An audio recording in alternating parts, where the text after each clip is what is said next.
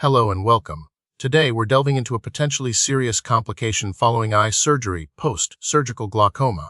This condition, characterized by elevated intraocular pressure after ocular surgery, can threaten your vision, making understanding its causes, symptoms, and management crucial. Post-surgical glaucoma isn't caused by a single factor, but rather a complex interplay of events following surgery. Common culprits include inflammation leading to scarring and obstruction of the eye's natural drainage system, known as the trabecular meshwork. Retained viscoelastic substances, used during surgery to protect the eye, can also clog this drainage pathway. In some cases, pre-existing glaucoma may be exacerbated by the surgical procedure. Furthermore, certain surgical techniques or the placement of specific devices, like intraocular lenses, can inadvertently contribute to elevated eye pressure. The pathophysiology of post-surgical glaucoma centers around the disruption of aqueous humor outflow. Aqueous humor is the clear fluid that nourishes the eye and maintains its shape. It's normally produced and drained at a balanced rate. Surgery, however, can disrupt this delicate balance. Inflammation can cause the trabecular meshwork to become clogged or damaged, increasing resistance to outflow. Retained viscoelastic substances physically block the drainage pathways. In neovascular glaucoma following surgery, abnormal blood vessel growth obstructs the angle between the iris and cornea, further impeding fluid outflow.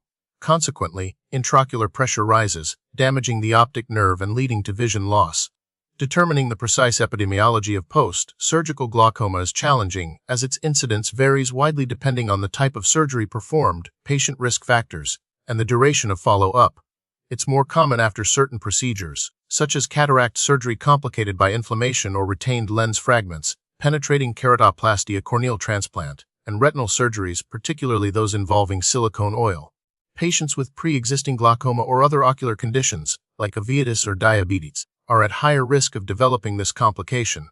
Studies suggest that the risk is highest in the immediate post-operative period, but can persist for months or even years following surgery. The signs and symptoms of post-surgical glaucoma can range from subtle to severe. Some individuals may experience no noticeable symptoms in the early stages. Others may present with blurry vision, halos around lights, eye pain or discomfort, headaches, and nausea. A key indicator is elevated intraocular pressure, which is usually detected during routine eye exams. In severe cases, rapid pressure spikes can lead to sudden vision loss. It's crucial to report any changes in vision or eye discomfort to your ophthalmologist immediately after surgery. Diagnosing post-surgical glaucoma involves a comprehensive eye examination. Your ophthalmologist will measure your intraocular pressure using tonometry. Gonioscopy, a procedure using a special lens, allows the doctor to visualize the drainage angle and identify any blockages or abnormalities. Optical coherence tomography, or OT, helps assess the health of the optic nerve. Visual field testing evaluates peripheral vision and detects any vision loss patterns characteristic of glaucoma. Based on these findings, your ophthalmologist can determine the severity of the condition and formulate an appropriate treatment plan. Post-surgical glaucoma can be categorized based on the timing of onset and the underlying mechanism. For example, it can be classified as early onset, occurring within days or weeks after surgery, or late onset, developing months or years later. It can also be classified based on its cause, such as steroid-induced glaucoma, which follows long-term use of topical steroid medication. Another classification would be whether the angle is open or closed. Open angle means that the angle between the iris and the cornea is open. However, the glaucoma is still present. Closed angle would imply that the angle is not open and the aqueous humor cannot escape from it. The treatment of post-surgical glaucoma aims to lower intraocular pressure and prevent further optic nerve damage.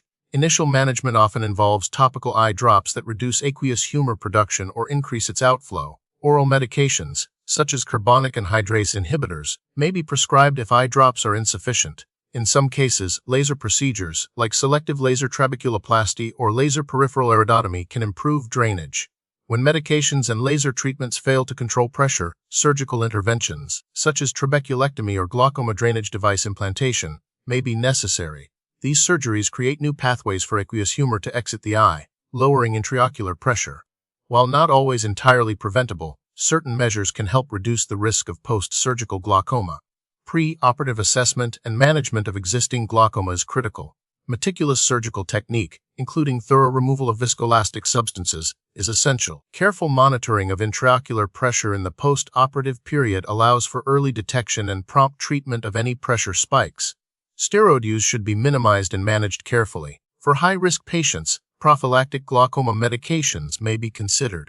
The prognosis for post-surgical glaucoma varies depending on the severity of the condition, the promptness of treatment, and the overall health of the eye. With early diagnosis and appropriate management, many individuals can maintain stable vision. However, if left untreated, post-surgical glaucoma can lead to progressive vision loss and even blindness. Recent research is exploring new minimally invasive glaucoma surgeries, MAGES, that offer potentially lower risks and faster recovery times compared to traditional glaucoma surgeries. Advances in drug delivery systems and gene therapy are also showing promise for future glaucoma treatments.